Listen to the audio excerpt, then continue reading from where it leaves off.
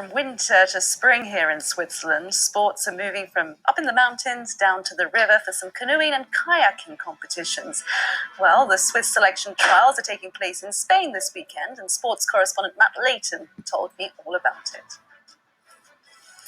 Matt, it's a big weekend for the slalom canoers this weekend. They'll be competing for the national spot. What's expected of them? Expected to finish in the top three. What are we talking about? We're talking about canoe slalom and kayak slalom. Essentially, you take some fast water, you go down about 10 meters cubed per second of water. The idea is to go from the top to the bottom as quick as you can, going through a series of gates, some up, some down, without touching them. And this weekend, the elite Swiss athletes are having a trial. Now, they're not having a trial in Geneva, although Geneva was used for the first ever World Championships back in 1949 at Trembio, just outside, but it's deemed to be not good enough.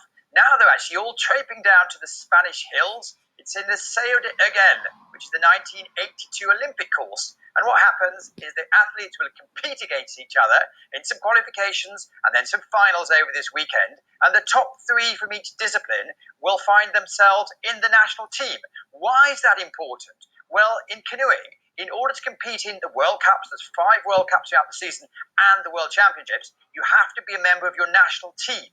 So it's vital for money-wise, for prestige, and for lots of other reasons to make it through the trials this weekend. And there's also the second leg in Ivrea, which is in the Alps in Italy, in 2 weeks' time. And so who are some of our top Swiss paddlers, Matt? Well, they're quite a select bunch. If we look here, Team Geneva, Martin Dugu.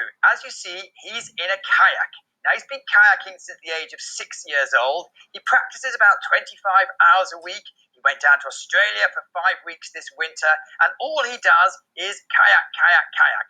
He's very good at it, and he's hopefully getting through. Just missed out on the Olympics. His goal, clearly, is to go to Tokyo long term. We then have a huge character, I would say one of the top sportsmen in Switzerland as a character. It's Koechlin.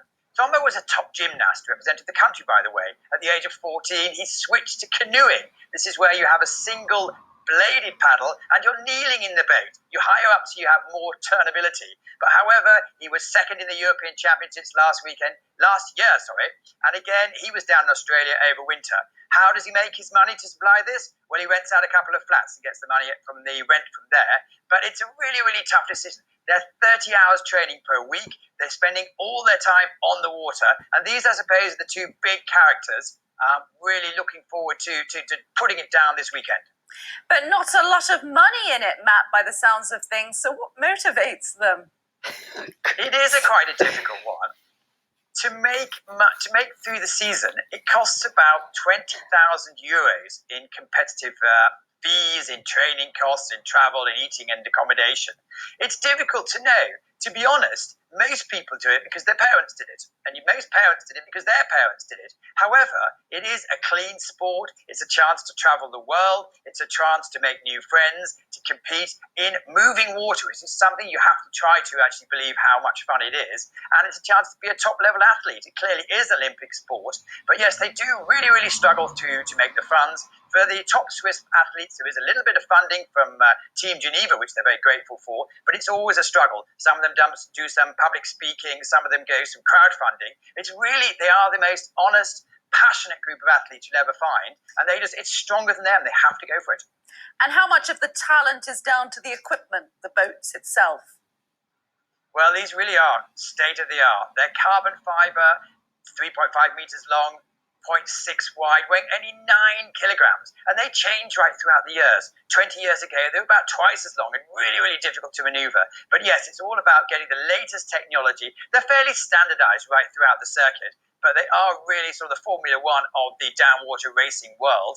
And it does make a lot of difference. But these are extraordinary athletes as well. You have to manage moving water, a moving target, moving gates, and if you hit a gate, you're out of the game. So it's one of those most complex sports, but well worth checking out. And again, Switzerland in the trials this weekend in Sao de Urgell in Spain.